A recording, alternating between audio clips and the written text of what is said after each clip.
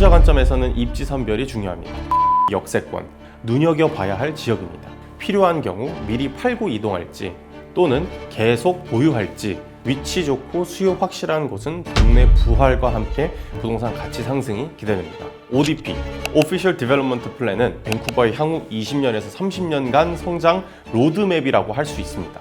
가장 눈에 띄는 변화는 전통적인 단독주택 지역에서도 다세대의 중저층 주택이 허용된다는 점입니다. 땅 한 필지에 여러 세대가 거주하는 멀티플렉스나 타운하우스를 지을 수 있게 될 것으로 전망하고 있습니다. 다음은 대중교통 중심 개발 트랜짓 오리엔티드 디벨롭먼트입니다. 브로드웨이 연장도 새로운 스카이트레인 연장선 개통을 앞두고 래피드 트랜짓 에리아로 분류되어 있습니다.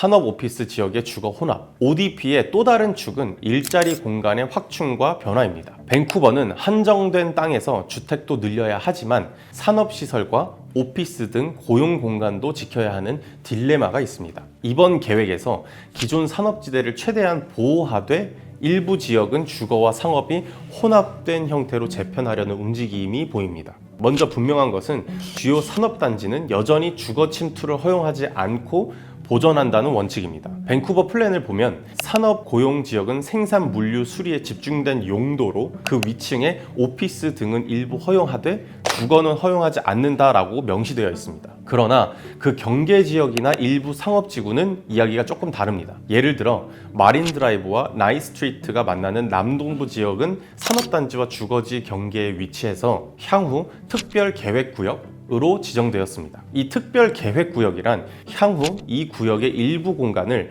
상업 오피스와 더불어 주거도 수용하는 복합 개발을 고려할 수 있다는 의미입니다. 특히 눈여겨볼 곳은 이 루퍼트 및 램프류 역세권입니다. 현재 이 이스트 밴쿠버 동네에는 월마트, 슈퍼스토어 같은 대형 상업시설과 저층 산업 빌딩이 넓게 자리하고 있어 사실상 혼합 고용지역, 믹스드 인플로이먼트로 분류되는데요. 밴쿠버 플랜은 이 일대를 주변 주택가 일부와 묶어서 별도 역세권 계획을 수립 중입니다. 시는 루퍼트 램프류 역세권을 새로운 주거 상업 중심지로 개발하여 고층 주거타워, 오피스, 쇼핑시설이 어우러진 지역으로 탈바꿈시킬 가능성을 검토하고 있습니다. 또한 도심 업무지구의 주거 도입도 이야기하고 있습니다. 밴쿠버 시내 다운타운 브로드웨이 일대는 전통적으로 사무실, 상업, 문화시설에 중점을 둔 곳이었지만 앞으로는 주택 비중도 함께 높여 24시간 활력 있는 지역으로 유지하려고 하고 있습니다.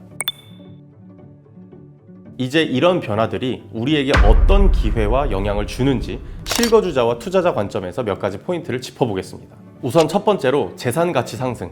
지역에 따라 다르겠지만 재개발 기대감이 큰 땅을 소유하신 분들은 가치 상승이 예상됩니다. 역사적으로 봐도 캔비 코리더 플랜 발표 후 그 지역 단독주택들이 불과 몇 년 만에 평가액 3배 이상 뛰었던 사례가 있습니다. 이번 ODP로 동네 전체가 업존되면 토지 가치가 상승할 가능성이 높습니다. 물론 재산세 인상 등 부담도 따를 수 있고 개발이 가시화되기 전까지는 시간이 걸리는 일이니까 당장의 현금 이익보다는 장기적인 가치 상승 여력을 봐야 합니다. 따라서 실거주 주택자 그리고 투자자라면 내 집이 속한 지역의 ODP 계획을 확인하고 필요한 경우 미리 팔고 이동할지 또는 계속 보유할지 전략을 재검토해 보는 것이 좋겠습니다. ODP는 임대주택 투자나 상가 투자도 호재입니다. 새 개발로 상가 면적도 크게 증가하는데 특히 역세권 상권은 임대료 상승 여력이 높습니다.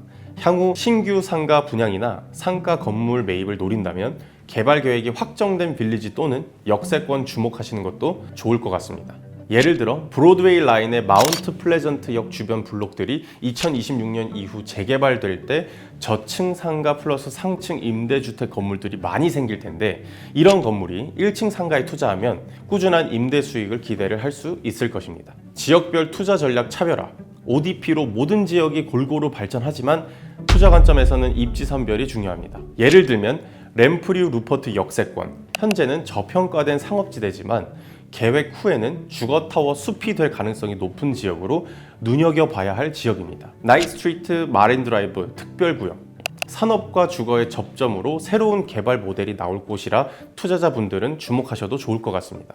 오크리지 주변 이미 개발이 진행 중이긴 하지만 주변 단독주택까지 확대 재개발 움직임이 있어 꾸준한 투자 가치가 있습니다. 그리고 나머지 외 각종 빌리지 25개나 되는 빌리지가 한꺼번에 변하진 않겠지만 위치 좋고 수요 확실한 곳은 동네 부활과 함께 부동산 가치 상승이 기대됩니다. 하지만 앞서 살펴본 개발이 예정된 지역에 투자를 하실 때에는 개발 리스크와 기간을 고려를 해야 합니다. ODP에 따라 시가 직접 재구획하거나 공공시설 부지를 확보를 하는 경우 토지 수용이나 보상 절차가 길어질 수 있고 또 주민 반대 등 정치적 변수로 일부 계획은 축소되거나 변경 가능성도 있어서 철저한 정보 수집과 전문가와의 상담이 필수입니다. 정리해보면 2026년 시티와이드 ODP는 모두를 위한 더 많은 집 그리고 더 살기 좋은 동네를 만들겠다는 것인데요.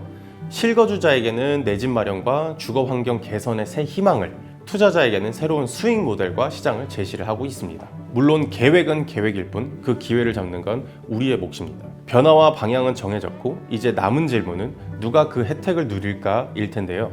내 집이 ODP에 어떤 영향을 받는지, 앞으로 어디에 투자해야 할지 감이 안 온다면 주저하지 마시고 연락주세요. 복잡한 정책 변화 속에서도 여러분의 최대 이익을 찾아드릴 최고의 맞춤 전략을 함께 세워드리겠습니다.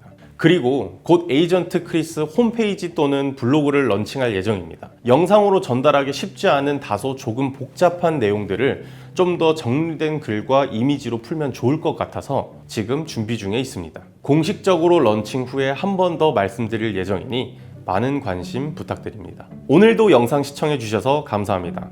에이전트 크리스였습니다. 유바!